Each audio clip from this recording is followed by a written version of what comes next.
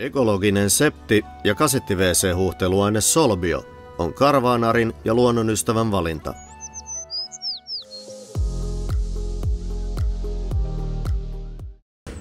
Joo, tilanne on nyt semmonen, että tuon uuden Fiatin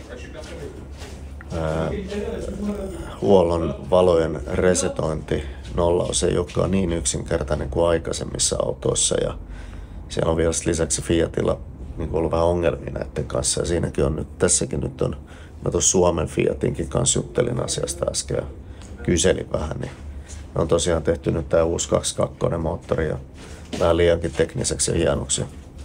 Vähän probleemeja sen kanssa sitten. Ja näilläkin on nyt haasteita sen kanssa sitten, että sen resetoinnin kanssa ovat ottaneet vielä toiseenkin huoltamoon yhteyttä, että miten ne nyt painii sen tilanteen kanssa. Ja katsovat sitten tuossa hydraulitunkkia ja heidän näkemys on se, että se pitäisi myös vaihtaa, että siellä ei ole letkurikkoja eikä mitään, että letkut on ehjät, mutta tunkki on vuotanut. Ja tuossa on 400 kilometrin päässä Alkon virallinen iso huoltamo ja asentamo. Ja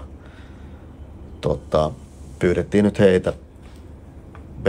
Best Caravan on lähettänyt sieltä sähköpostia ja huoltopyyntöä, kyselyä ja ottaisivat meihin yhteyttä ja muuta, mutta sieltä ei ole Alkosta ei kuulunut mitään, niin nyt mä pyysin, että täältä sitten nämä soittaisi vielä tuolla omalla nativilla ranskan kielellään niin kysyisivät tilannetta, niin päästäisiin sinne sitten ehkä korjauttamaan sitä vuorostaan.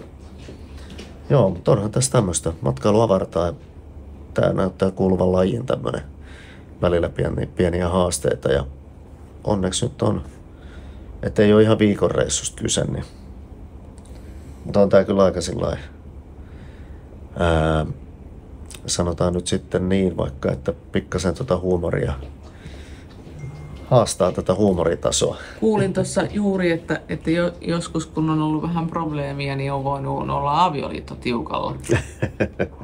No, ei ole. Meille sentään on onneksi niin, että, mutta on tää ärsyttävää. Joo, ei tää kiva ole, mutta hei, tämmöistä on. Kuuluu lajiin ehkä.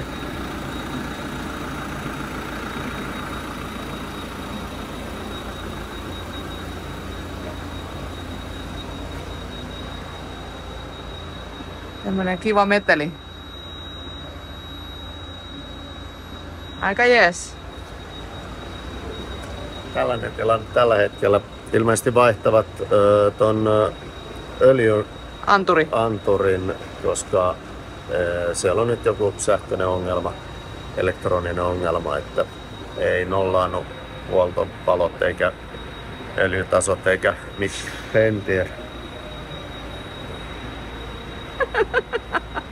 Mutta nyt menee siestalle, niin me päästään nyt sit syömään. Ja joo, kun me saadaan vaan sammuttaa toi meidän auto, että toi huutaminen loppu. Aika jees. Jep. Sanna sulattaa pakastinta tossa ja aikansa kuluksi. Ja nyt siellä on 2 lumipalloa. Voidaan mennä lumisotaan heittelemään tonne pihalle sillä väliin, kun jos tää auto tulisi pikkuhiljaa kuntoon. Mutta täällä me ollaan tosiaan. Mä just äsken editoin videon tässä siestan aikana loppuun ja näin. Alkavat seuraavaksi tosiaan anturin vaihtoon, että jospa se sitten auttaisi ja päästäisi jatkaa eteenpäin. Huomenta, se on lauantai 14. päivä. Ollaan täällä Raimsissa edelleen tämän Fiat-korjaamon pihalla, mutta me saatiin yllätysvieraita. Otetaan tästä vähän työkaluja ja mennään jeesaa tässä samalla kaveria. Eli Ville ja Arja, tässä on Ville sulle mikki. Sä voit ihan omin sanoin kertoa, mitä kävitte. Te olitte eilen reissu, teillä oli tarkoitus mennä Eperneihin ja painaa tästä ohi, mutta sadekelillä sattui jotain sitten. Ja teillähän on tommonen komea Mersu, niin mitäs teillä kävi? Meillä lähti kuskin puolen tuulilasi, niin tossa kesken tuulilasi pyyhkiä, niin kesken rankkasateen, niin ampas tosta kovalla tuulella ja pyörähti yli ja jäi kiinni tonne sivupeiliin ja Ja siihen se naurattaa tässä, mutta se ei naurata tuosta matkan varrella, kun kaatosateessa ajaa. Ei se naurattanut siinä, me oltiin keskellä ei mitään ja vedettiin jonnekin seuraavasta liittymästä ja ajateltiin, että mennään katsoa, että jos se jotenkin yksinkertaisesti saisi sen siitä pelittämään, mutta Joo. ei onnistunut, saatiin ne alas tuohon kuitenkin, toinenhan jäi sitten pystyyn tuohon niin näkökenttään, niin saatiin ne tuohon alas, mutta ei saatu toimimaan enää, että sitten tultiin ilman pyyhkiöitä kovassa tuulessa. Ja Kyllä, se on mielenkiintoista. Mullahan meidän makumatka Italian reissus, ensimmäisellä reissulla meidän silloin Zorrolla, sillä Hymerillä, se oli toki Fiat-vetonen, mutta kuitenkin niin sama keikka paluu matkalla, niin kauheassa kaatosateessa Saksan moottoritiellä laivaan oltiin menossa. Ja siinä on 3 pyyhintä ja yhtäkkiä 1 pyyhin ei lähtenytkään samaan niin kuin aikaa kuin muut ja nehän oli solmus sit siellä ja ei muut kuin sivuun ja sitten oikaisemaan niitä ja sitten ensimmäisellä huoltoasemalla niin ostin, joka olin katsovina, että nämä käy ja eihän ne käynytkään ja sitten piti ajaa vielä seuraavalle huoltoasemalle kaatosateessa ja etkä saa koskea pyyhkiä, kun mä otin ne solmus olleet ne pyyhkiät irti, että mulla oli vaan metallivarret siellä ja sitten ei kun uuteen paikkaan ja sain siellä sitten oikeat pyyhkiät ja heti ajatus onneksi päähän, että okei, että 2 vaihtoehtoa, moottoririkki tai sitten toi moottorista tuleva tanko ja sitten tämä pyyhkiän varsi, niin se on vaan löystynyt se väli ja niin kuin tuossa sullakin nyt näyttää olevan, niin toi on ainakin tosta löysä. Niin katsotaan nyt ensinnäkin se, että löytyykö multa ton kokoista hylsyä. Ei onneksi, me ollaan garaasissa. Löyty. No joo, ja löytyi tästä ihan omasta takaakin sen verran, että saadaan. Mutta tää on taas kiva, kun nää on tuulilasin läpi, niin mä annan sulle ihan niinku vastuun kiristää se. Otetaan mikki. joo, katsotaan pysähtyykö matka tähän lopullisesti vai? Toivon mukaan ei, mutta kyllä kato hei, niin kuin sä sanoit silloin, laitoit viestiä kerran, että tää on vähän kuin Formula 1 tää harrastus, että huolto ja insinöörit on aina mukana matkassa niin sanotusti, että se on yllättävän kovaa, mitä sitä joutuu. Siellä on todella pienet ne hampaat, että sitä mä ihmettelin, miksi ei voi olla joku reilu kuvio, missä se olisi kiinni, kun on todella pientä semmoista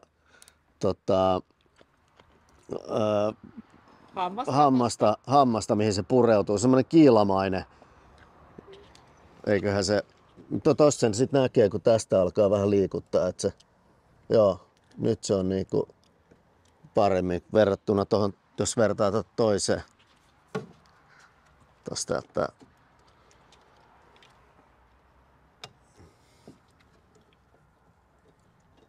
nyt se niinku näyttäisi liikkuvan samalla lailla. Joo, katsotaan, kun eilen ei.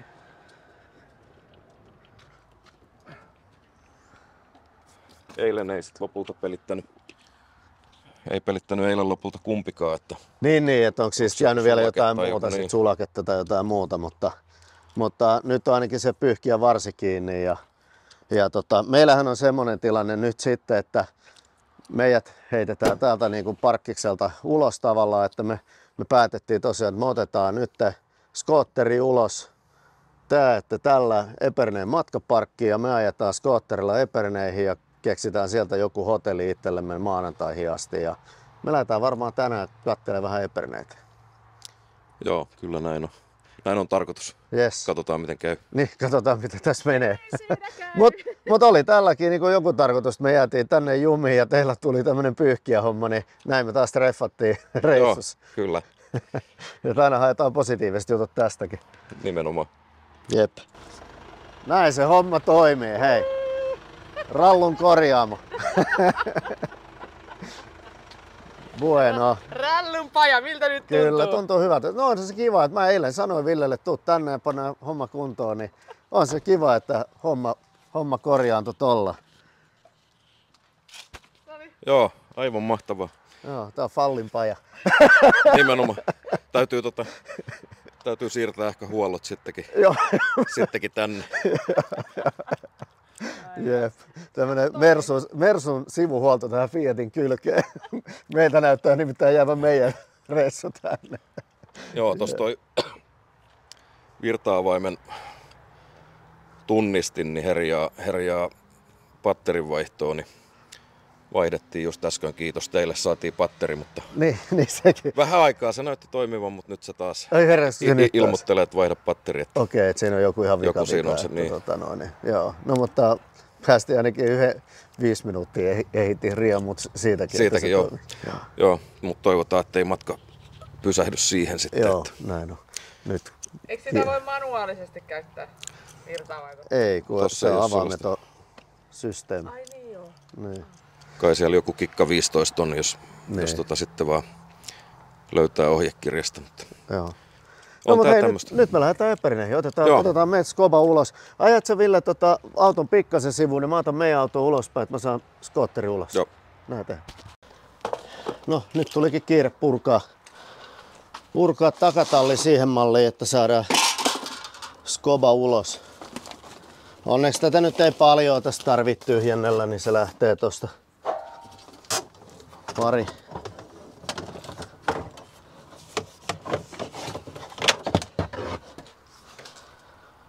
parit jutut tuohon nyt irti ja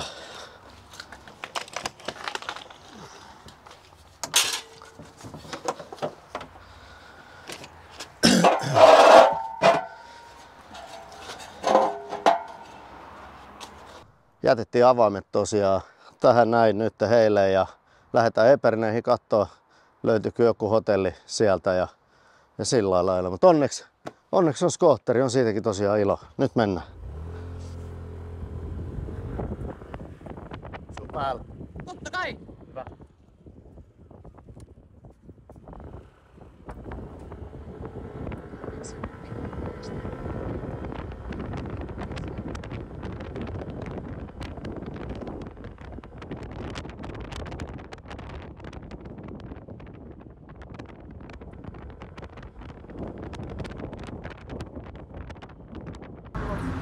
Ajettiin tähän Eperneen keskustaan ja tästä lähtee tuohon suuntaan vanha kaupunki.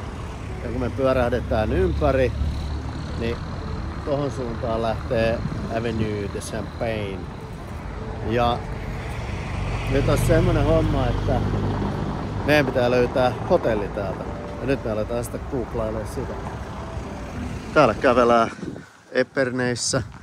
Avenue de Champagne. Sanotaan, että tää on yksi maailman kalleimmista teistä. Täällä on tämmösiä kivan näköisiä kartanoita, champagne-talojen pääkonttoreita. Niinkö niitä nyt voisi vaikka kutsua. Joo, mennään vähän eteenpäin.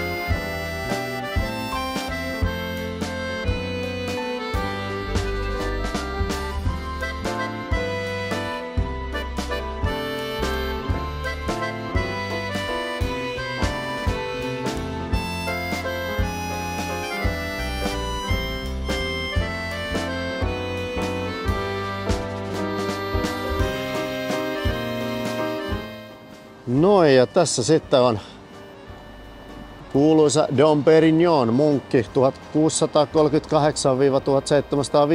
eli 70, hetkinen, mitäs se on nyt sitten 7-vuotiaaksi. Eli Dom Perignonhan tuli nimenomaan kuuluisaksi. Hän ei keksinyt champagnea, vaan hän oli sekoitemestari. Eli champagnen sekoitteita, joka sitten periaatteessa tuli sitten tunnetuksi ja kuuluisaksi näistä erilaisista champagnen sekoitteista. Ja tässä on sitten niinku Moet Chandonin nykyistä. Tämähän on uudempi rakennus. Täällä on niinku jonkunlainen visitor centeri.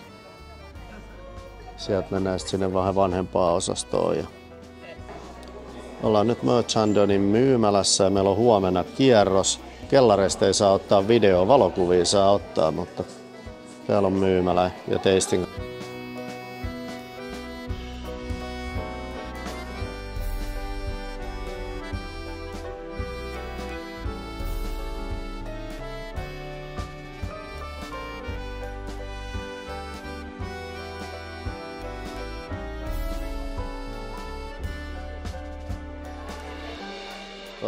Joo, eli Moet Chandon käytiin tuossa myymälässä ja varattiin huomiselle tosiaan Sannalle ja mulle kierros, kellarikierros, Grand Année, eli saadaan sitten pari champagnea maisteltua. Sanotaanko nyt näin, että tämä kierros menköön nyt sitten teidän live-lähetysten ja superchattien piikkiin. Ei ihan riittänyt, aika kallis touhu. Pyytää vähän lisää. Joo. Sitten kaikista parasta tai tylsin tässä on se, että siellä kellareissa ei saa videokuvata, vain ottaa valokuvia. No, katsotaan. Mutta aikamoista. 75 € per henki se kellarikierros kestää 1,5 tuntia. Kyllä mä yritän jotain kuvata siellä jollain tavalla. Valokuvia saa ottaa vaikka kuinka paljon. Joo, semmoista. Tää ei ole mikään halpa paikka, että en tiedä. Ei ole ihan niinku meidän paikka, mutta ei se mitään. Täällä nyt ollaan ja maanantaihin asti ja toivottavasti saadaan auto takaisin alle ja näin. Että onneksi hotellimaksu oli, me löydettiin tosta ihan keskustasta hotelli, niin se oli kuitenkin, siis tämmönen huoneisto vuokrattiin, ei todellakaan menty mihinkään, näähän maksaa yli 500 € yö, mutta nyt me saatiin niinku satasella. Toivon mukaan sitten vakuutusyhtiö hyväksyy sen, että se oli kuitenkin halvimmasta päästä yö. Tai siis alle 100 oli periaatteessa yö.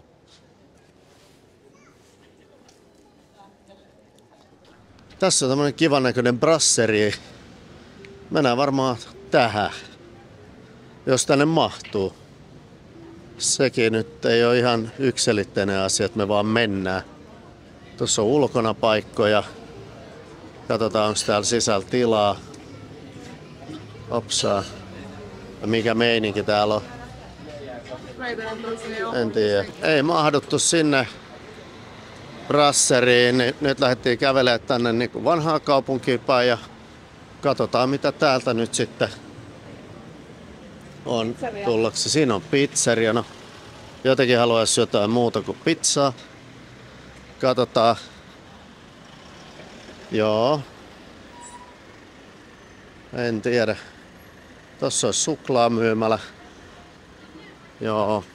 Tultiin tämmöiseen hauskaan viinitaloon. Mikä sitten oli nyt tämän paikan nimi?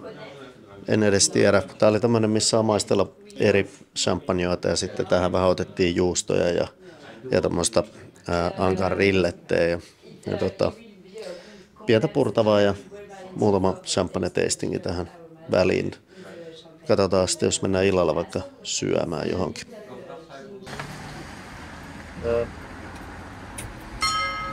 Avain menee tänne lukkoon kyllä ja no nyt oli vähän haastava. Me ollaan menossa meidän hotelliin. Joo. Sitten täältä mennään eteenpäin. Päädystä. Oliko se niinku päädystä ulos vai? Oo! Ja. Se on tossa toi varmaan. No ei, eiköhän se oo tää kuitenkin. Tsekataan. Jep, täältä löytyy. Jämpä. No niin. Wow! Hei, jäädään tänne useammaksi päiväksi. Mitä hitsiä? Tää on nyt maanantaihin asti sitten varattu. Että Vois käydä kaupassa ja tehdä itekin ruokaa. Täällä on ihan keittiö. jos olisi jossain kaupungissa, tietäis missä olisi.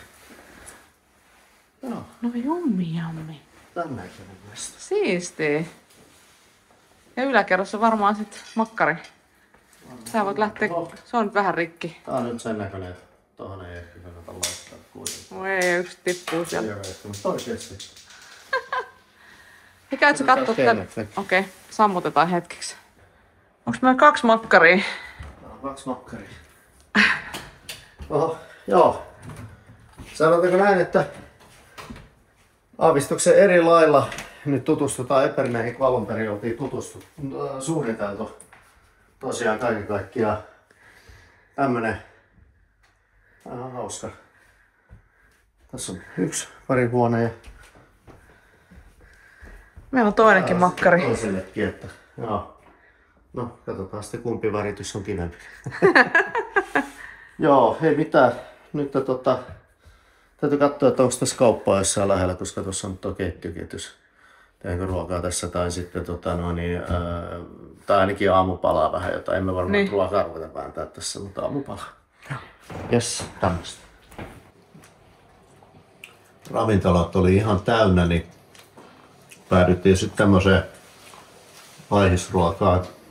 Iskender kebabbi. No. 10 illalla. Tää menee edelleen siihen, kun auto on rikkiosastoon. Yeah. Tästä viikosta tulee kyllä negatiivinen viikko. Siis painon suhteen. Tsempataan.